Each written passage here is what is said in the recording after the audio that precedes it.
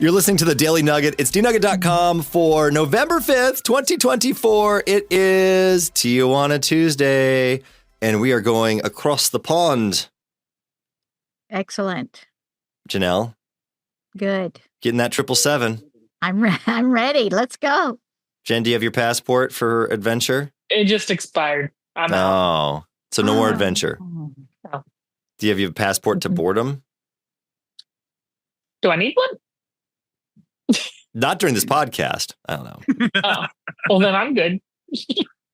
And Sam is Asian. What? He's our producer. Why are our intros getting worse and worse? It's been a long week, folks. International Tijuana Tuesday. We're going to Ireland. So there was a class that they had been tracking some geese as a class project, and they were trying to see where they migrated and everything. And then they found that one of their geese stopped migrating. And they were found that there was an Inuk hunter. And the Inuk people live in the northernmost inhabitable area of Arctic Canada. And this hunter caught the goose and cooked it up. Ate it. Just like that. Oh, man. Their goose was cooked. Literally. Well, and I guess, they found the man and interviewed him. It was eaten by Devin Manick and his family, a group of Inuk people who live in the northernmost inhabitable area of Arctic Canada. And he said it tasted good. Because it's food. In June, the geese migrate through here to lay their eggs. My grandmother and my mother really love geese, so they'll cook them up, and I'll have some as well.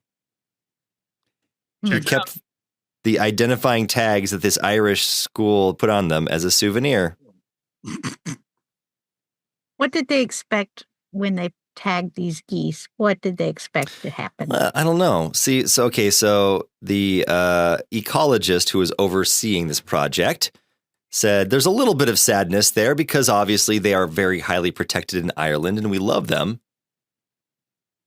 But at the same time, we totally appreciate that the local communities here, because I guess he went to go talk to the person. He flew to Canada. Some ecologist. That's not very environmentally friendly. He said, he zoomed him. He could have zoomed him. Yeah. That's how we do this podcast. Hello. The local communities here, they don't have access to supermarkets. The geese are a resource for the Inuit people, but few birds are harvested by them in such a way. These communities definitely need to do such a thing, so who are we to judge that? I just think it's funny that they're endangered in Ireland.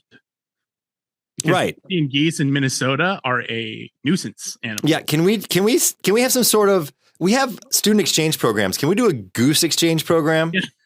That's it. The Irish can have all the geese. They put them everywhere and leave a mess.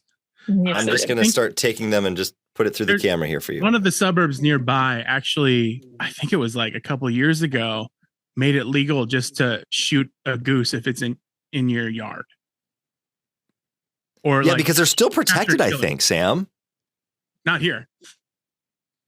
No, I can't. It's what's the city where that we used to go to that had Dave and Buster's in it?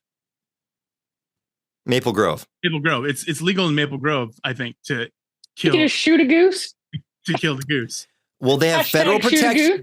They have federal protection because it's the Migratory Bird Treaty Act protects Canada geese as migratory birds. This means Canada geese can only be hunted during specific seasons and under certain conditions.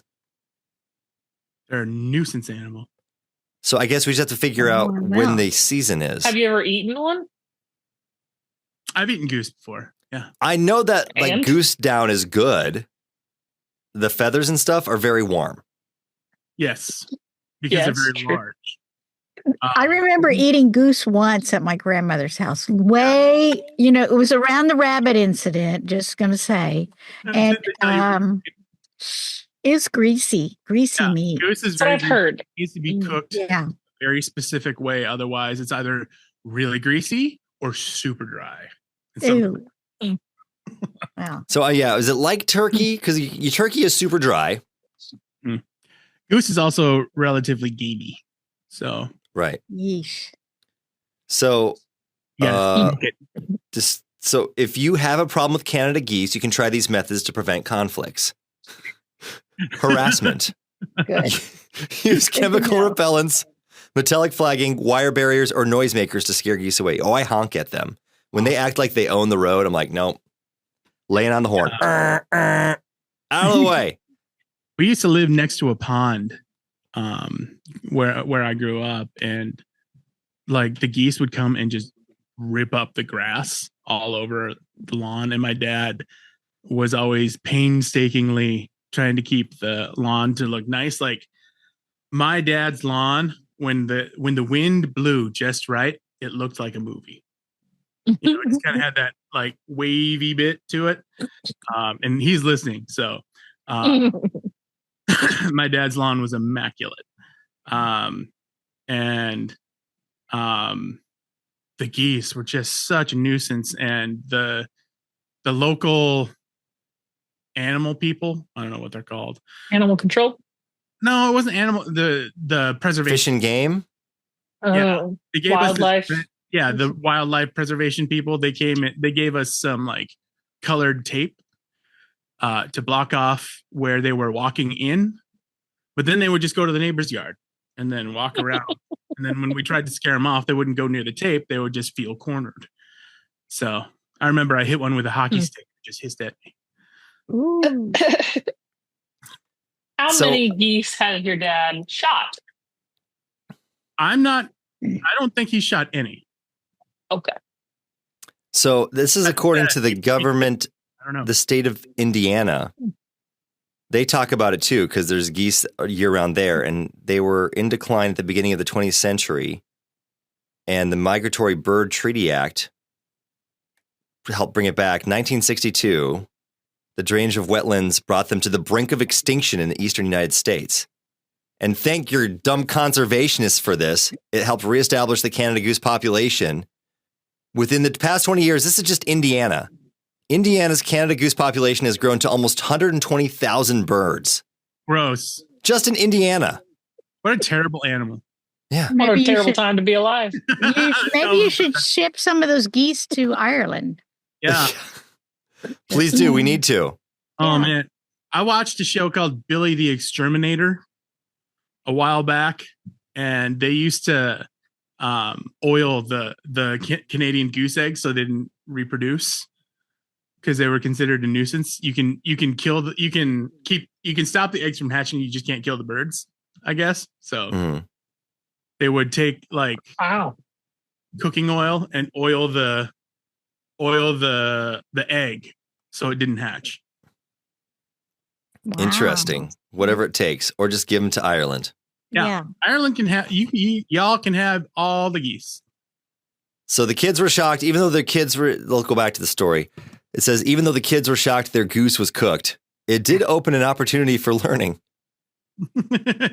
There was some shock in the class when they discovered the fate of the goose, Oh my. but they've discovered that 5,000 kilometers away is just a number. The Arctic is a place way out there because that's where it happened, right? It flew. This, in a strange way, was proof they made this incredible journey.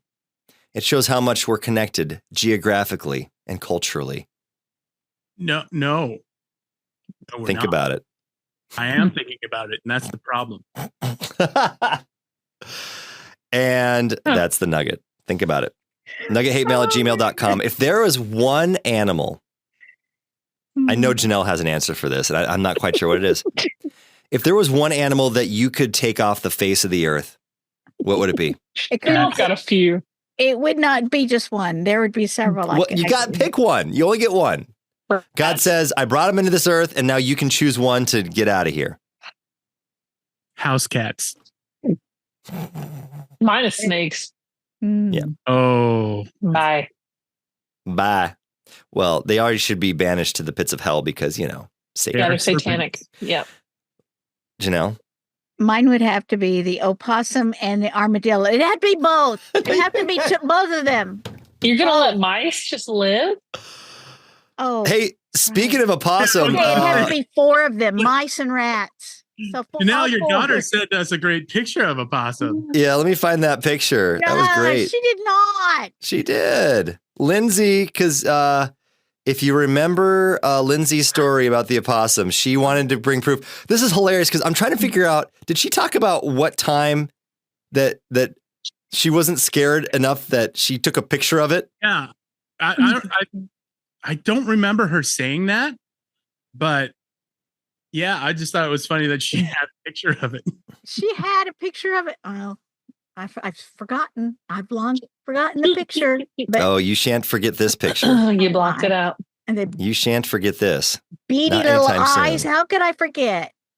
Okay. Well, how can you say you might change your mind, Janelle? I want you to tell me again what animal you would just wipe off the face of the earth It would when you have to see be this. It would have to be the rat. The rat. Yeah. Here we go. Look at that And beautiful animal and tell me that. No! I just thought it was funny. She had the wherewithal to take a picture of the thing that had just been crawling on Right. the chest. Oh, You know, that that's looks trick- like an exaggerated rat. no, yeah, Doesn't it it? does. I Janelle tried. itching. That's what I said. I can't just be just one. It's got to be all 4 animals.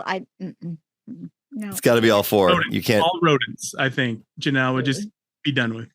Yeah. NuggetHateMail@gmail.com. Let us know what you those think. eyes, they were glowing with evil. That's just like it's demonic. That's what it was. Why does evil glow? It's demonic. That's what they do. And also, NuggetHateMail@gmail.com is the place you can email your possum pictures I to think share with Janelle. I'm going to have to talk to her about that. Attention, soon. Janelle.